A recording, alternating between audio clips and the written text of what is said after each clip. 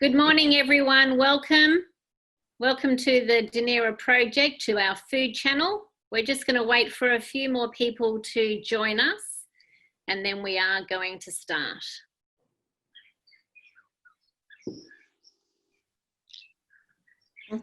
Okay, so if you want to ask a question, there is a chat room. If you have a look on the bottom of your screen, it says chat. And that's where you can type a message, and that's where we will be able to read it at the time. And we will answer your questions. Okay, so I think we've got all of you lovely people are on time, so I think we should get going and start our morning. Mel, are you happy?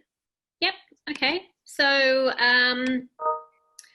for those of you that don't know us, this is the Dunera project. Lisa and I, we run the food channel, part of the project.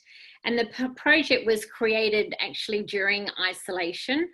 And it's a platform, it's an online platform where you have the opportunity of sourcing entertainment. And it's, we provide a selection of from videos and live chats like we're doing now, and there's on-demand section where you can go and find resources, where you can watch movies, that type of thing. And it all covers all different topics, from food and music and the arts and spirituality and Judaism and travel, and it really is a huge expanse. And we're all volunteers, and a wonderful team has come together, and everyone's specializing in their area. And this is really how it has just sort of organically grown out of coronavirus, which is really wonderful. A lot of people ask, where does the actual Dunera name come from? For those of you that don't know, the HMT Dunera left Europe in the 1940s. It picked up many, and most of them were Jews, out of Germany and Austria, and they came to Australia, and then they became known as the Dunera boys. So you may hear people talk about a Dunera boy, and I don't think there are many remaining Dunera boys, but these Dunera boys actually formed a large part of the Jewish culture in music and in science and in so many different industries. So that's really where we have based our name on today. So that's a little bit about the project. I just want to remind you again that we're going to be watching the chat. So if you have any questions, the chat button is on the bottom of your screen in the middle. Just type something in, and then we will ask that question on your behalf. Thanks, Mel. Before I introduce this amazing panel of wonderful women, I just want to play a little thing, little short video that really made me smile this Shavuot. And I hope you all enjoy it as much as I do. I've watched it about 10 times, and I'm singing the song. So I hope you really like it. Just bear with me with my, technology, trying to work out how to share the screen in a efficient way. So bear with me for 1 second. Okay. Here we go. So that's good. It says screen sharing has failed to start. Try again later. It's good. Okay, here we go. There you go, there you go. Here we go.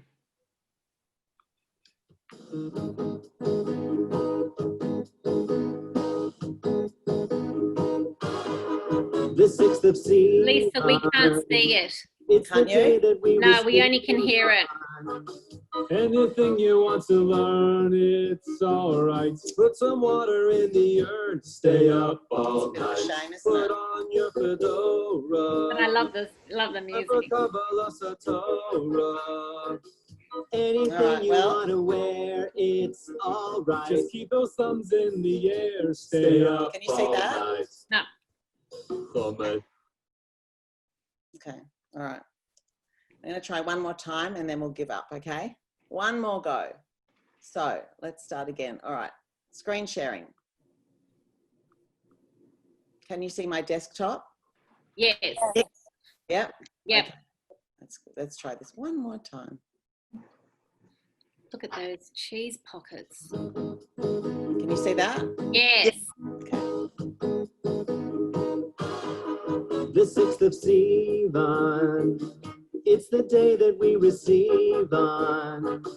Anything you want to learn, it's alright. Put some water in the urn, stay up all night. Put on your fedora, time for Kabbalah Satorah. Anything you want to wear, it's alright. Just keep those thumbs in the air, stay up all night. Chomesh Chazara, Mishnah Chazara, Gemara Chazara, yeah! Eat a melon or a mango when you do the Torah tango. Priya Adama or 8, that's right. Got to make it to Nate. Stay up all night. Say some prakim up to Hillin. Keep your coffee cup from spilling. If you're starting to sway, it's alright. Try our cheesecake buffet. Stay up all night. Nabi Chazara, Musar Chazara, Halacha Chazara, yeah!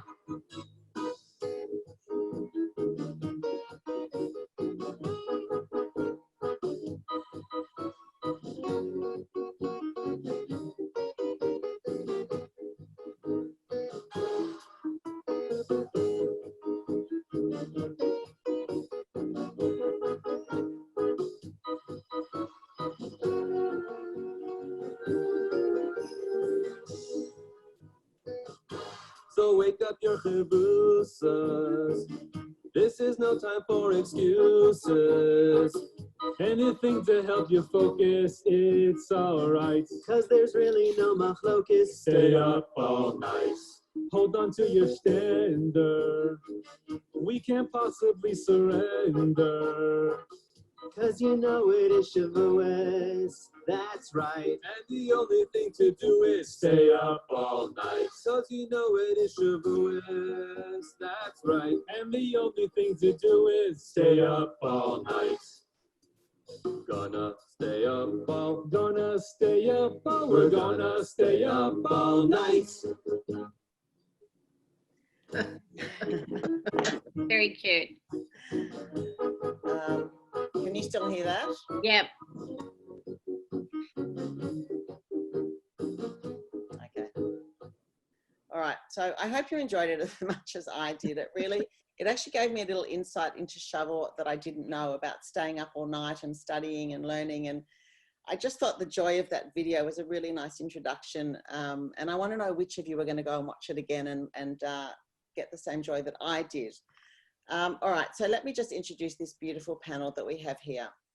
I'm going to start with Leia, and I won't point because I know we're all in different spots. So Leia Slavin, Leia's Sydney born, and she first studied teaching in Melbourne and then Israel. And her husband, Rabbi Dr. David Slavin, they not only raised 8 children, but they also partnered in a variety of incredible communal roles, which eventually led to the incredible Our Big Kitchen in 2005.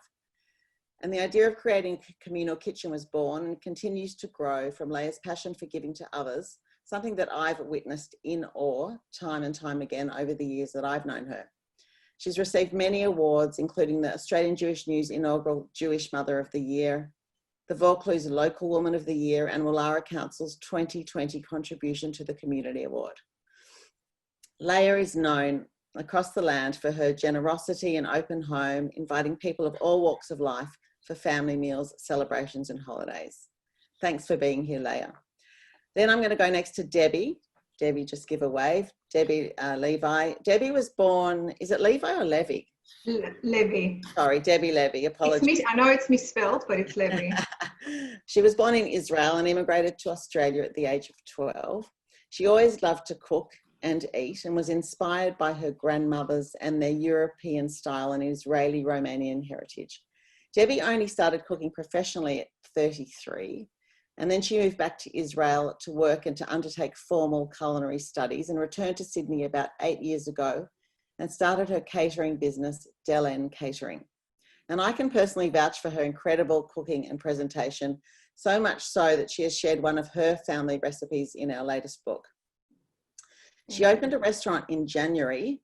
Yes, she did say to me it's not the best timing ever, called The Ivers at the St. Ives Club. And it was a huge hit for the short time it was open, and she's looking forward to getting back into the kitchen soon. Next, Laura Gluckman. Hi, Laura. Hello. Laura was born in Rhodesia, staying there till she was 12 before moving to Johannesburg. And she moved to Australia more than 3 decades ago, and Sydney is now home. Laura's heritage has Italian, Greek, and Turkish lines, and she has a deep understanding of the food of her ancestors, as well as an encyclopedic knowledge of Sephardi baking. I've been lucky enough to have a couple of lessons from her over the years, and not only is she a great teacher, but she shared with us her wonderful recipe for travados, a type of syrup-soaked nut biscuit for our new book. Recently, Laura has become a qualified pastry chef, which she now describes as her happy place. It's lovely. Last but certainly not least is Ronnie Robas Franco. Hi, Ronnie.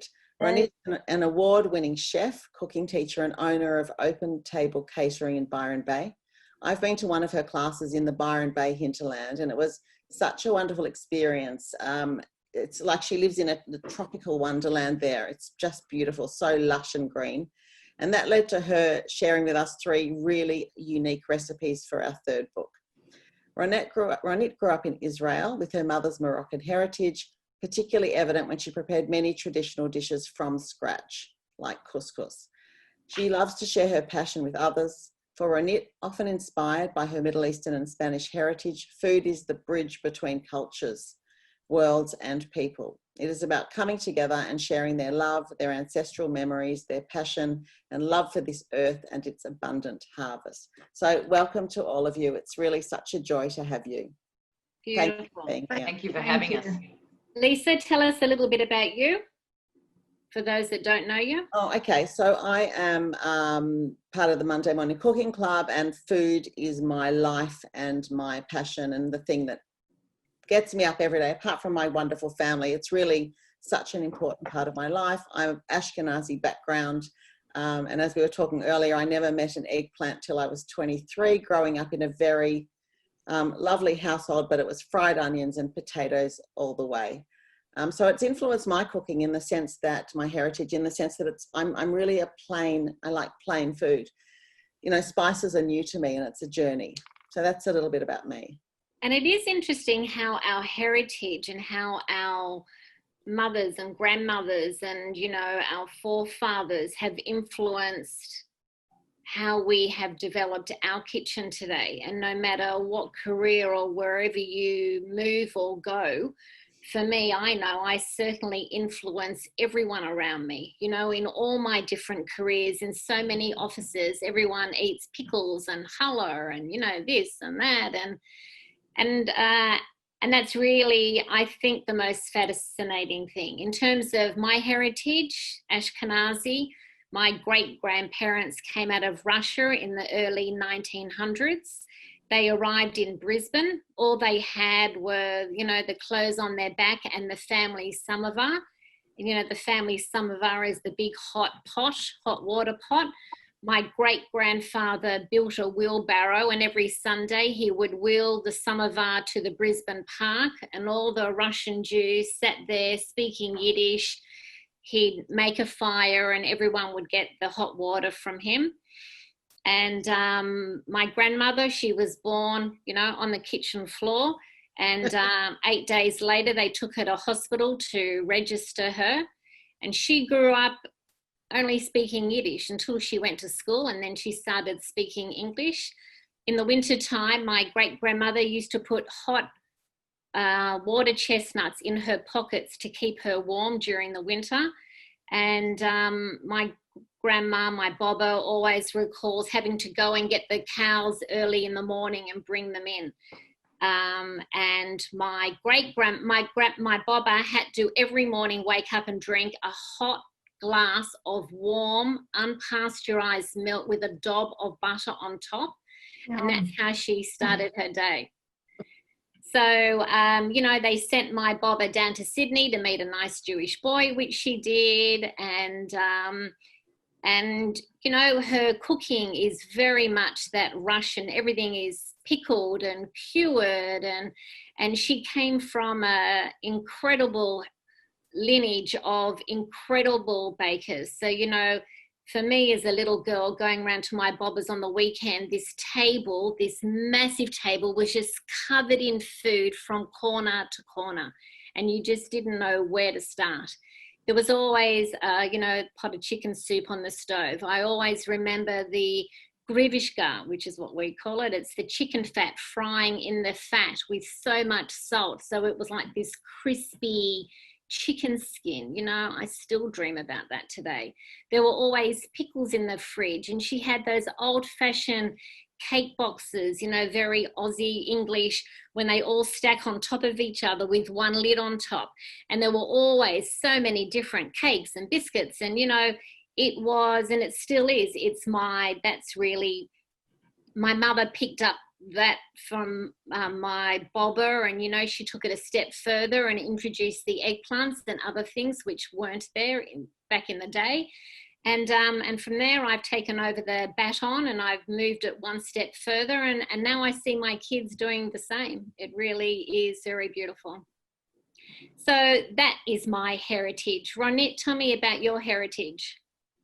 Hey, my parents, as I shared before, they came from Morocco. They were both born in Morocco, to Spanish descendant. And yeah, for me, food has been the center focal thing happening at home. It was always around food. And my mom was a pastry chef. So I remember growing up, we have got 6 brothers and sisters. Wow. And it was funny because, you know, one liked it with cream and the other one wanted dry. And this one doesn't like chocolate cake and the other one just wants strawberry.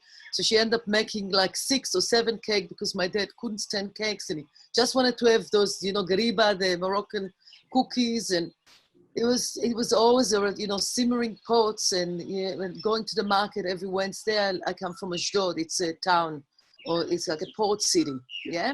And we used to have, it's still till today, there's a farmer's market. I mean, nowadays it's a big market. They've got garments and apparel and different kind of things. And just carrying all those like sacks of food, laden with food. And there's always like a celebration, like being in the kitchen. And we used to love just sitting on the floor, you know, and getting everything just rolling on the floor and picking up broad beans or, you know, snow peas or, you know, snap peas. And yeah, it's always happening around. And the food is, the food I grew up in is traditional Moroccan, but my mom was very open to different cuisine. So she mixed up a lot of French, and there's a stage in the 70s where she explored Asian cuisine.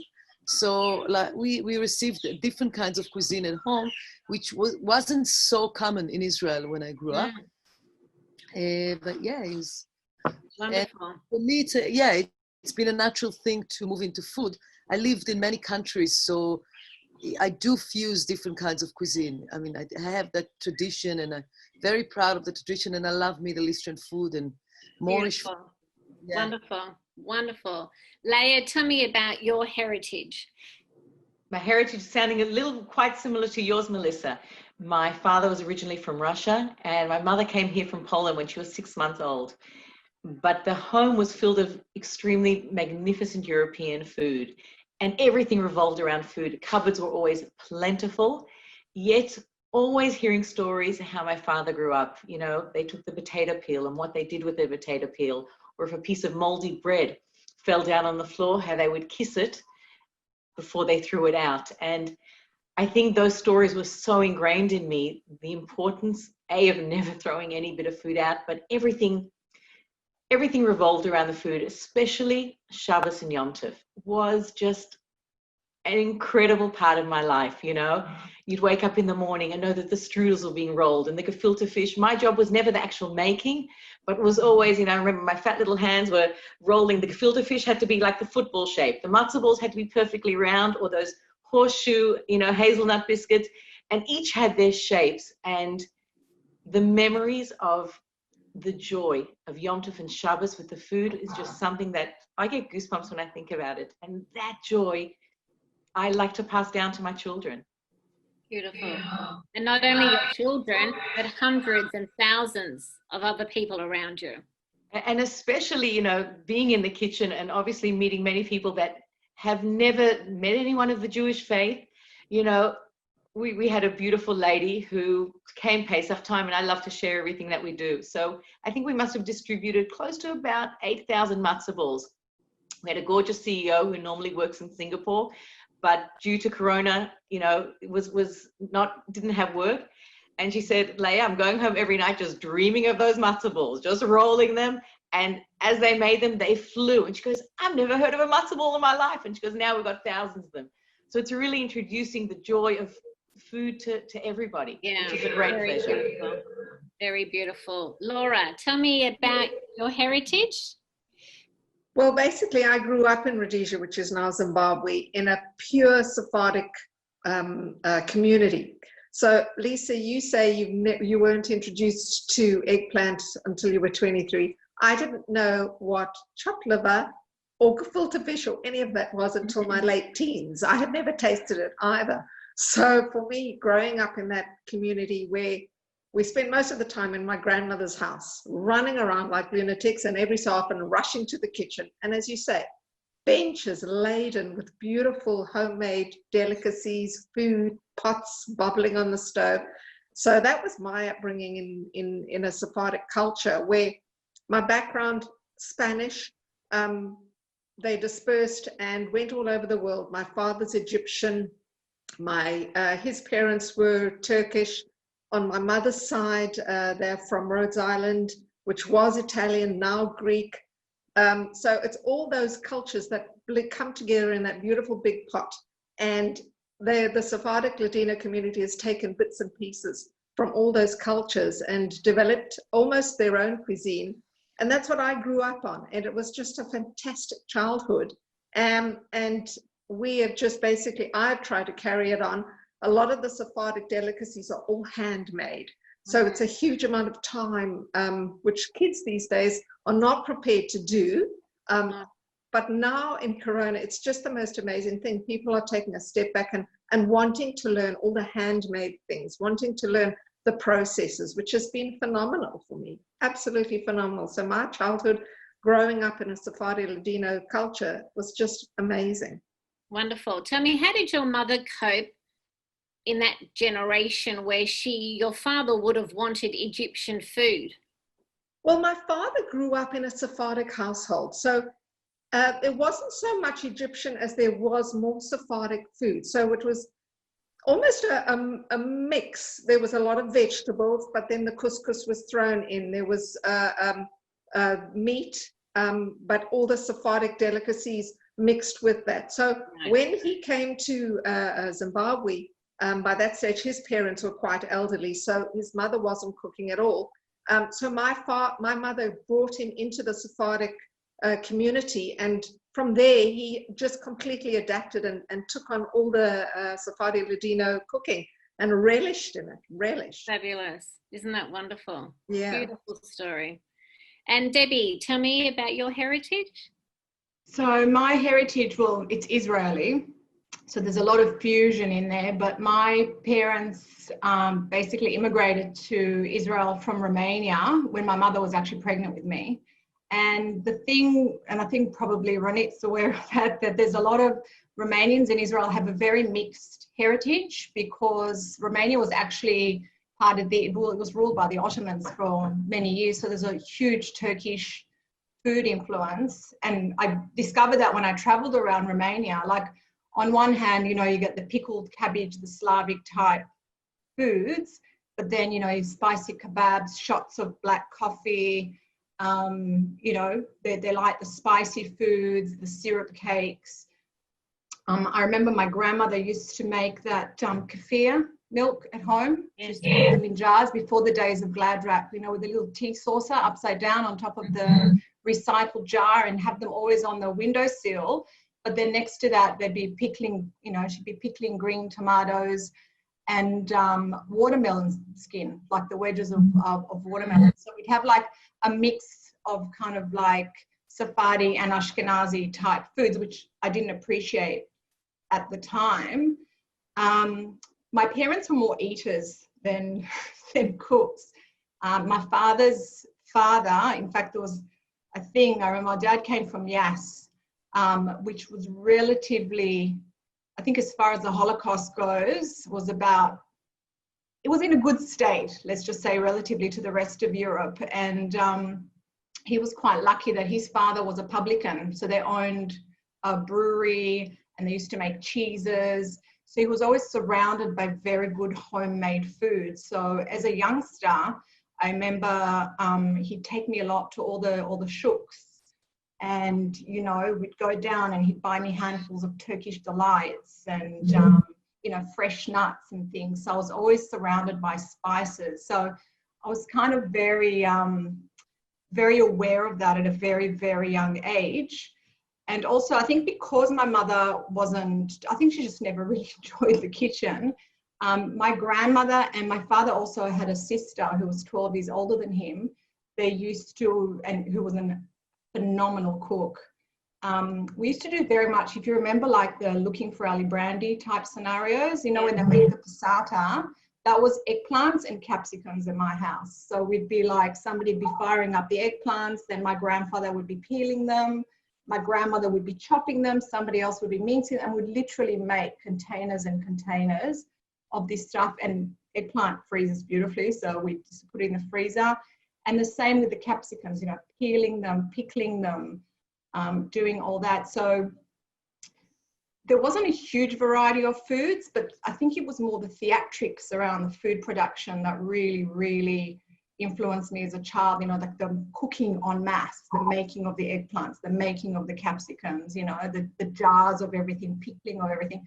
Probably that's how they survived the winters, you know, they'd prepare everything en masse and then eat the same thing every day. And I remember when I first moved to Australia, people, you know, I'd have friends come over and I'm like, why does your dad bring home boxes of tomatoes and boxes of cucumbers? And I'm like, that's the only way he knows how to shop, you know, just buying boxes of things and then we just make them. And, you know, that was us kind of growing up, you know, like, even like we had things like chicken schmaltz, you know, my grandma would make a whole massive batch of chicken schmaltz. And you look in my freezer, I have chicken schmaltz. I don't use it much, but I've got chicken schmaltz for some reason in my freezer. I have a stack of chicken schmaltz and duck schmaltz and don't do anything without it.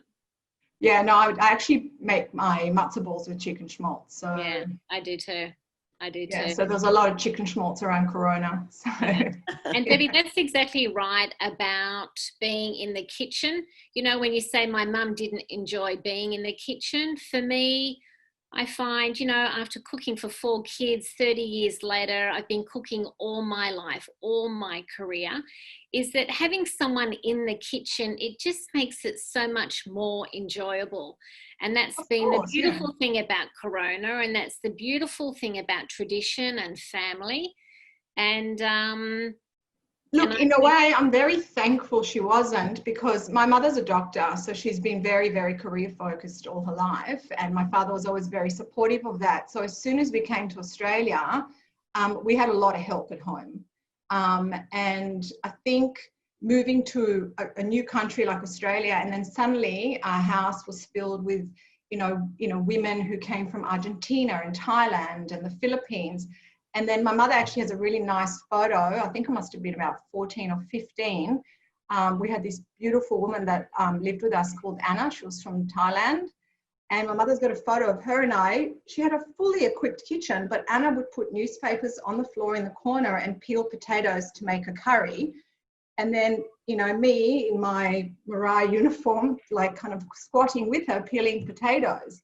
And that was an amazing influence on me, having, you know, living with different women, that brought different cultures with them. Very beautiful. I'm kind of thankful she didn't cook, because I had lots of other mothers cook with me, you know. So. Around you. Very beautiful. So I just wanted to remind everyone, even though you're muted, you can type some messages in the chat room. And the chat button is on the bottom of your screen in the center. And then you just type in any question that you have. It doesn't matter what it is, and we will answer it through the morning. Now, this panel, we are talking about Shavuot this morning. So Lisa, I'll hand that over to you. So Shavuot, I've been thinking a lot about it the last week and realized that until this year, I had a really vague understanding of what Shavuot actually meant. Seriously, to me, it was about cheesecake and cheese blinters and cheese kugel and how many we can make and what we can do with it. And really this year, I've been introduced to lots of people who have told me way more about the Shavuot story. And I can see Leia's table behind you, Leia. Wow. Which tells the story, I think. And I'd love to ask you to just share with us what's on your table and the story of Shavuot, please. Be honored. So like I said to the ladies before, Shavuot is actually one of my favorite Yom Tovs. Just the Torah, receiving the Torah is an absolute gift. And we see it in every part of our life, and just feeling that celebration year in and year out, that every part of my life is connected to the Torah, whether we're looking at food, whether we're looking at relationships. It guides me. It guides everything that I do. And to have that celebration, to know this is the time that we've received it, and that's what we've got on our table. Starting at the beginning of our house, we've got a little bit of an Egyptian scene. So Jews are walking through the desert, and we've been counting down from Pesach. We've been counting 49 days. It's like, you've been planning this incredible trip. You have your diary and you count it down. Here you felt the excitement, and I felt that as a little kid counting with my dad, and here every night, counting with my husband and the children. Every single day, working on another attribute, working on, you feel that excitement leading up to receiving of the Torah. So this on our table here, we've got a beautiful set, but we've got a replica of Mount Sinai that the kids have done with their little people standing around. And we know that the desert, which was barren and bare, and Mount Sinai wasn't the tallest mountain. So it didn't choose a giant mountain, didn't choose, big wide mountain. Mount Sinai was just this small, humble mountain. But what sprouted from that humbleness was this incredible blooming, incredible flowers.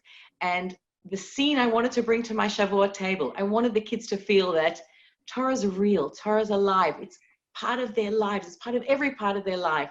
And I just wanted to bring that. First of all, the kids have an incredible excitement doing it. We add to the decorations every year, but just that feeling. And really, Shavuot is like a marriage. Shavuot is the day that we were married to Hashem, that we're married to God. And I think in all of our relationships, it's something that we have to work on. It's something that it takes time. We know what we need to compromise. We each have our own things that we bring into the marriage. And the same too with God. It's bringing down, Shavuot was really bringing God down into our lives and bringing that spirituality into my mundane things, the things that I do every day, from waking up in the morning, saying Modeh Ani, to washing my hands. Every part of my life can be infused with that spirituality. And I think, especially during that Corona time, when people realize, I need to just slow down. I need to just appreciate every little bit. When I take a fruit or I eat anything and I stop and I say a blessing, I'm recognizing where it's come from, that Hashem has given me this gift. So to me, to my family here, and what I love to share with everybody is that Shavuot is just an incredible gift. And you realize the more you learn the Torah, that you know so little, and there's so much more to learn, and it's exciting. And it's just a great, and I think now during Corona also, some of us are hesitant, go to a lecture, go to this, but here from our computers, we switch on a Torah thought, we switch on a class. I'd have to have a lifetime just to be able to listen to the incredible classes that have just been on offer at the moment.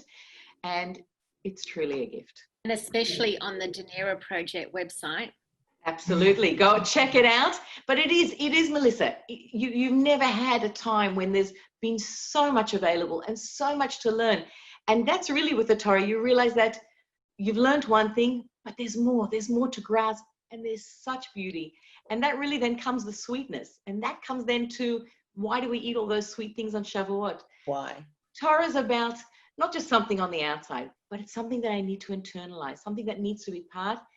And it's got to be sweet. We've got to accept it with a sweetness. If I just told you on Shabbat, you can't. I remember Debbie would remember kids coming from Mariah to my home and they were like, Leia, we can't do this, we can't do this, we can't do this on Shabbat. So what can we do? You know, like they had the list of no's.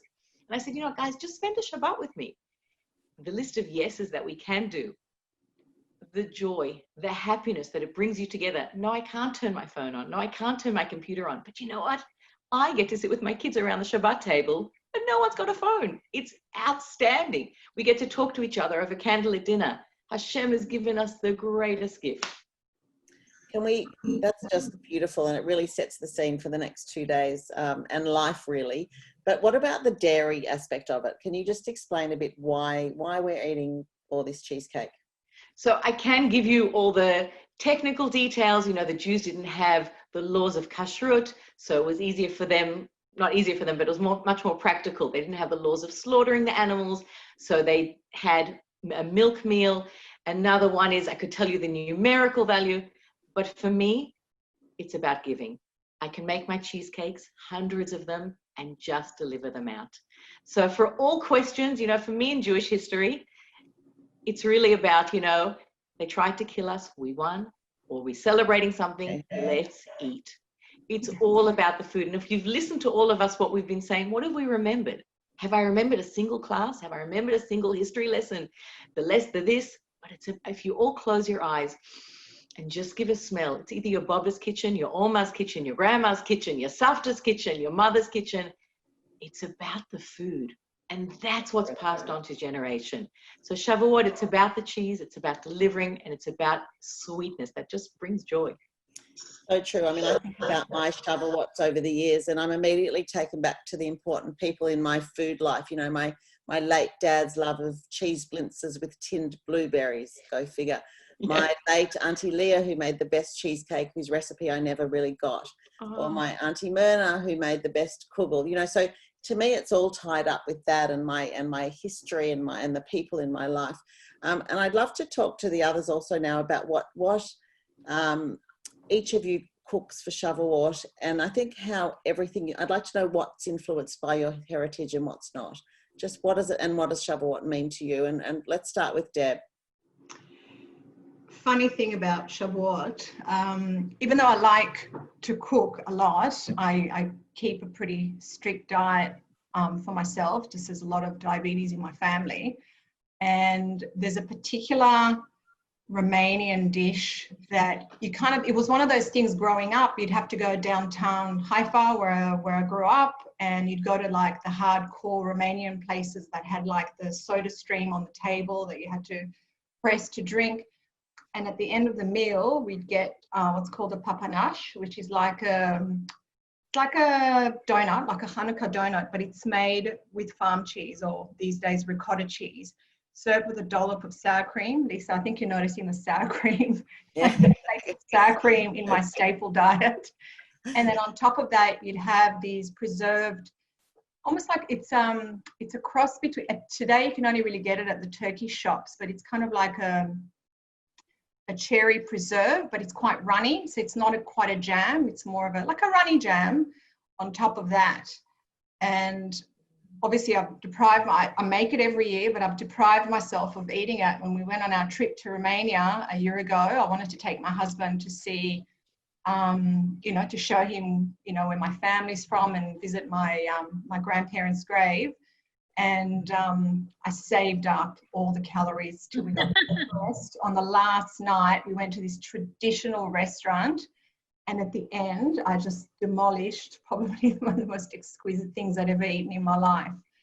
And and that's the kind of things that would grow up on Shavuot. You know, the cheese blintzes, which I made this morning at 5 a.m. And these things called papanash, which is like donuts, but they're made out of ricotta cheese. Yum. Can you send some over? Yeah, better you have the calories than me. Yeah. And also a lot of, I think I shared with you, was a phyllo tart as well. So yeah, I'd love to show that. I'd like to just quickly show the picture of that, because that's just something that you all have to see. And there's another thing that Debbie hasn't mentioned, which is the Malai cheesecake. So that's an everyday thing, but you can have a Shavuot. Really, that's not a Shavuot thing. It's just a all the That's time? what that was actually. That for us was a Shabbat thing. A lot of that was a Shabbat thing. Okay, so this is the Malai. Would you just talk about that for a minute? Because to me, it's a Shavuot gem. Yeah. So Malai actually in Romanian means cornmeal. So there's a few different names for this cake, but it's just basically it's gluten free. It's made of cornmeal. Used to be farm cheese. Now it's ricotta cheese, a little bit of honey or sugar, and zest. And I think it depends on what part of Romania you come from, or maybe it's never got to the bottom of how it is. In fact, my kids' previous school, there was a little girl and her mother was Romanian, and I asked her, and they're not Jewish, but they used to have it as kids. Her mother used to make it. So, and she said they used to make it quite flat and thin, whereas my mother used to show me how to whisk up the eggs to make it nice and puffy. And it's just basically you have it warm straight out of the oven, smear it with sour cream. Smear everything with sour cream. And so that's what I actually made for Shavuot this year as well. And that is actually made with like buttermilk or kefir poured over it. So must have, I call it a Turkish borek because I worked with a Turkish guy for a while and he said his mother used to make it as well. So it must be something that would have been of the Turkish influence there, and it's delicious. And that's pretty much, that's basically doused in kefir yogurt. And that's a staple for Shavuot for sure. With the Israeli, the really high cheesecake, which I made as well, the big fluffy one.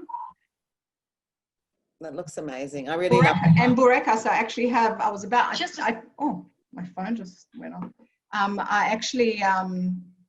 I just opened up, actually, I think it was in the second Monday Morning Cooking Club. I tested out the puff pastry recipe that you had out. I forgot the name. It's Safta, she had eggplant burekas.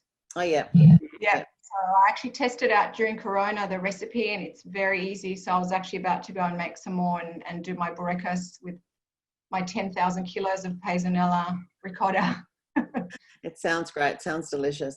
Okay, can we just ask Laura? I'd love to hear from you, Laura. And I've got some photos of Laura's things as well. What you make for Shavuot and what it means to you. Well, traditionally, the Sephardim, the Ladina Sephardim, we make a milk rice flour-based dessert. The main meal consists of obviously vegetables and what we call burekitas. You call burek, we call a burekita, which is very similar. It's pastry with a filling, but ours is potato and cheese, and that's the burekita. The potato and cheese, or pumpkin and potato, or spinach and cheese. So that's part of the meal that we'll eat with, obviously, bakes. If everybody got a little bit too tired of the pastries, we'd make spinach and egg and cheese bakes called kwajadu. Those are boyos, which is also like a yeast pastry that you make, and you actually let it soak in olive oil. And then when you, so you prove it in olive oil, and then when you take the pastry out, like a strudel pastry, you start stretching it by hand. And then you make the filling either with chard or with spinach and cheeses.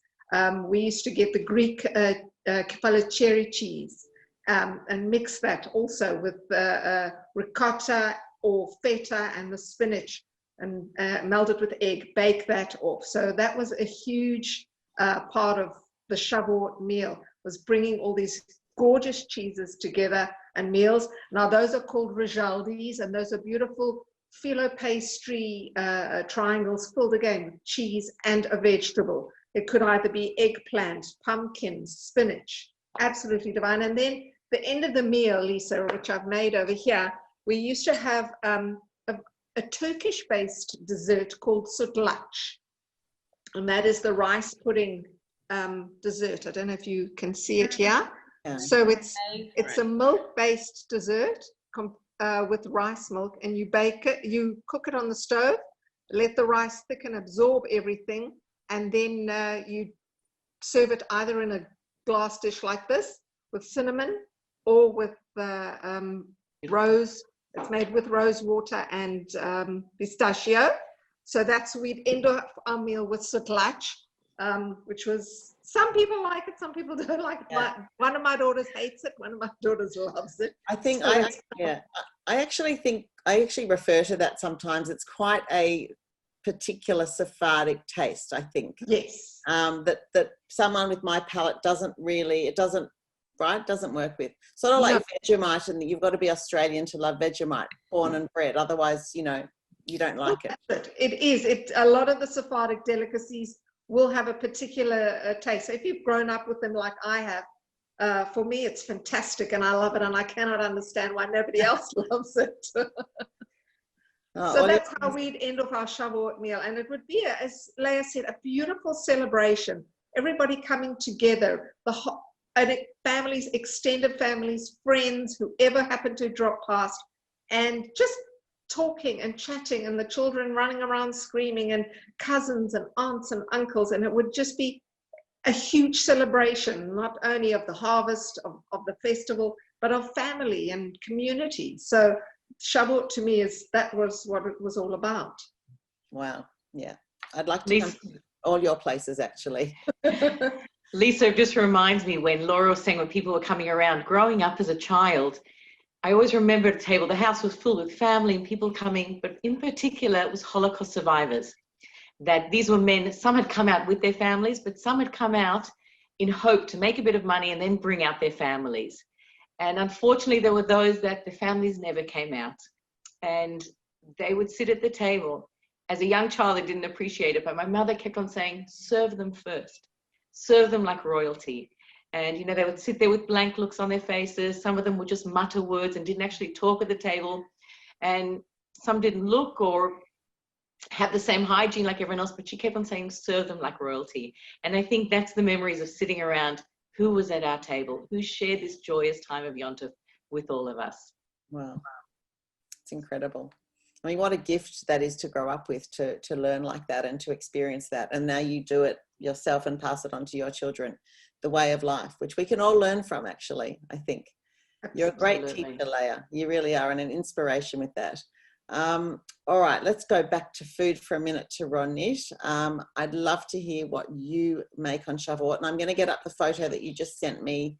And I'm going to share some through the share screen, but just before I want to start, I want to say thank you to Leia. I was very touched by your sharing and what you bring forth. It's so beautiful, and because here it's a bit different. We live in a different, there's a big Israeli community, but it's very different, it's sort of like it's aligned with a different spirit here. I mean, there's a great sense of community here, which I love, but it was really nice to touch base with what you were saying and really touch my heart. So thank you. We look forward to have you down at our home for Shabbat, and we'll do a Shabbat in Byron Bay with you there. Yeah, inshallah. So yeah, what I wanted to share with you at first, like for me, Shavuot really symbolized, because I grew up in Israel, it's like a harvest. It is a harvest holiday. So because I'm very connected to the land, and I always lived in different places around the world, and I always had a garden and I had animals, and it was very connected to the earth. So for me, it's really about harvesting. And it has also the heritage and the tradition, and because my parents came from, they really steeped in that Moorish heritage. It was all about couscous and eating couscous with a lot of dairy. So in that time in Shavuot, we had a lot of couscous with different kinds of, in that time I grew up, there was not much yogurt around. There was this eshel. I don't know if you remember that, Debbie. Every day for recess.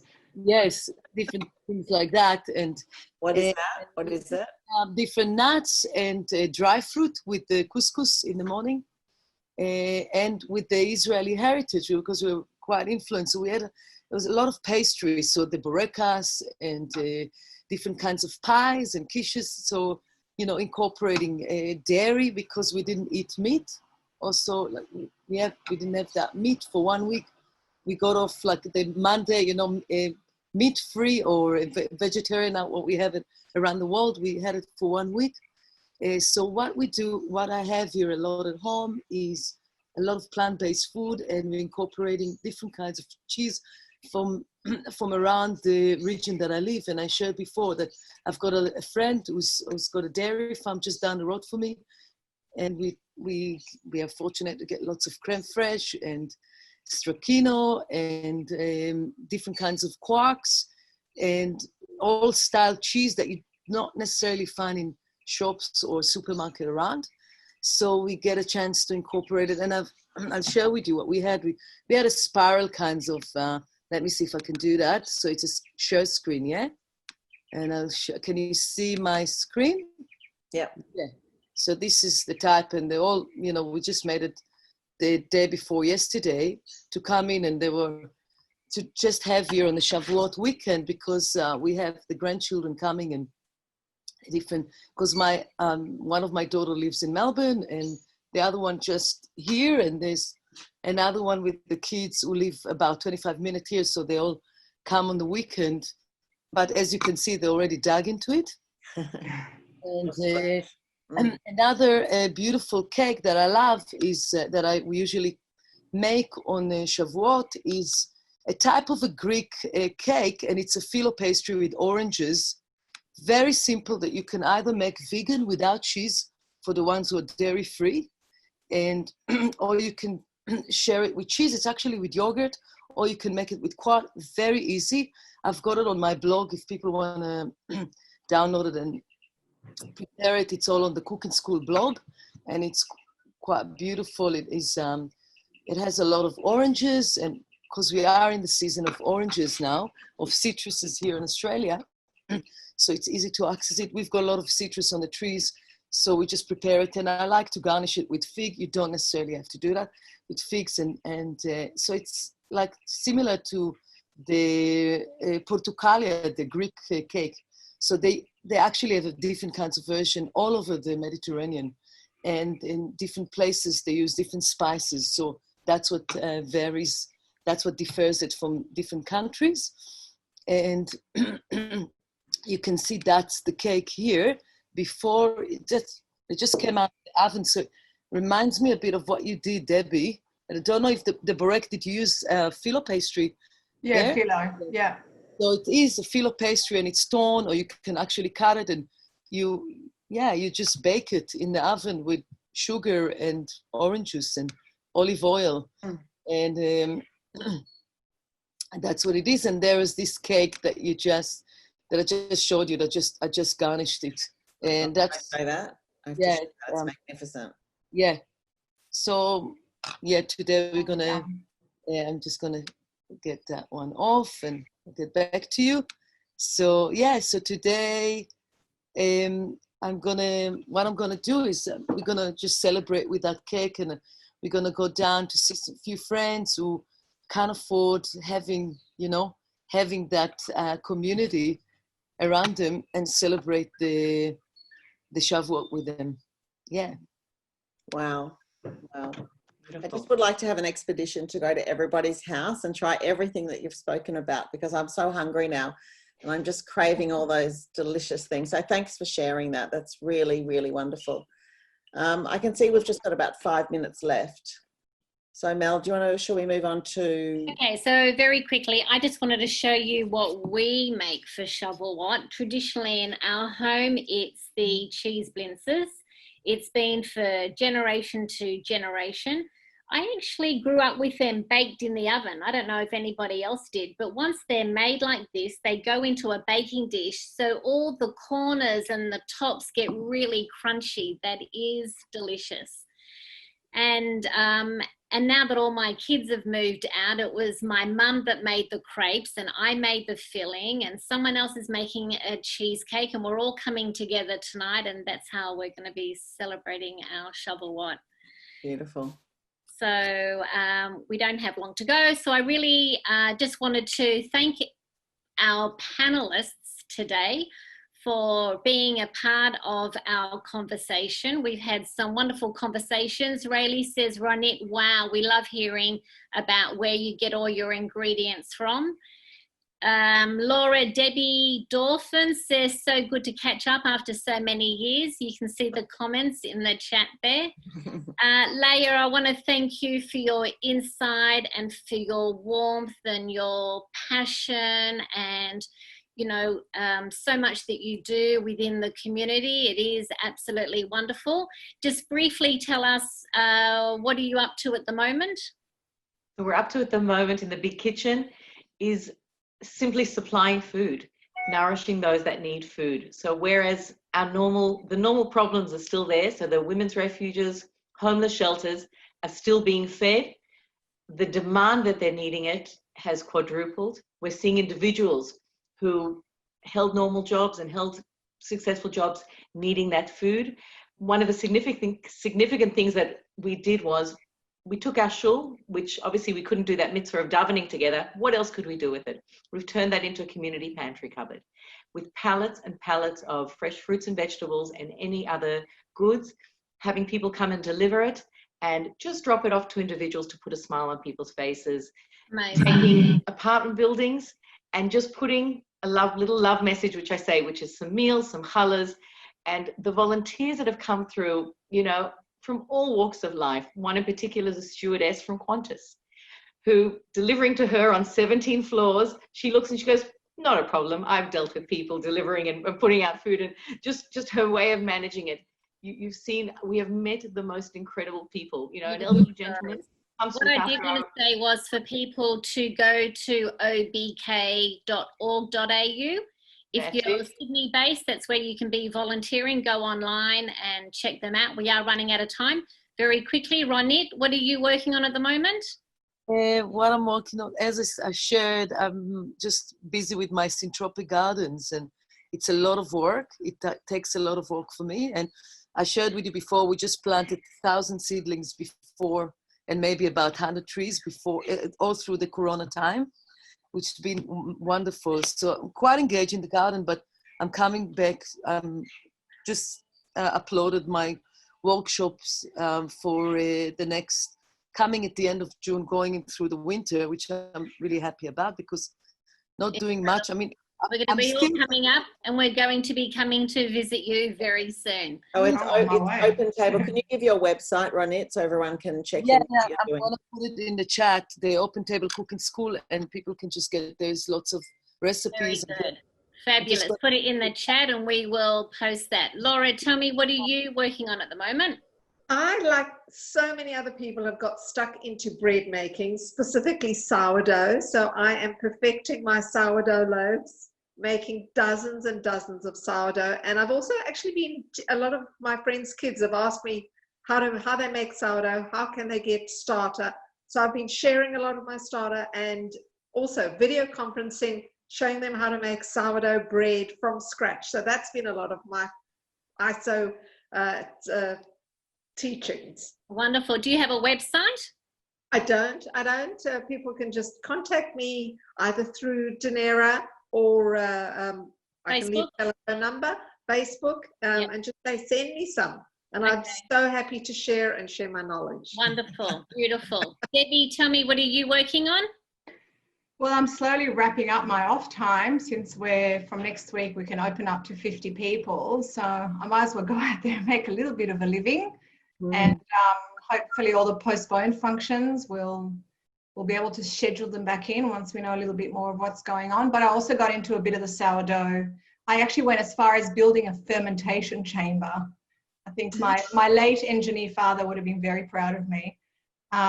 So yeah, I got that. I got bitten by that bug too. But cooking a lot. I actually thought that I would want to rest, but I didn't. I just constantly cooked. I'm sure my kids have gotten fat.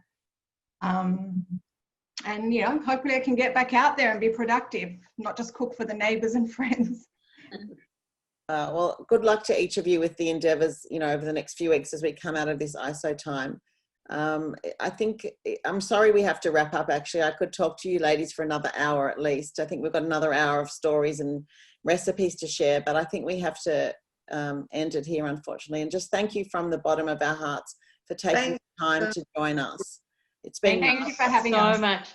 Lisa and Melissa, thank you so much. I think as we light our Yontif candles tonight, which is approximately 4:38, we have in mind all those Dunera boys that came out with nothing and started lives and started enriching the Australian community. May their memories be a blessing. May we continue those traditions and live through them and live on them by passing it down to our children. Good Yom Tov to all of you.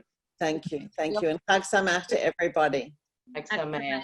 Thanks everyone for joining us. And thanks for joining us. Lisa. Bye, everybody. Everyone. See you. Bye. Thank Bye. you.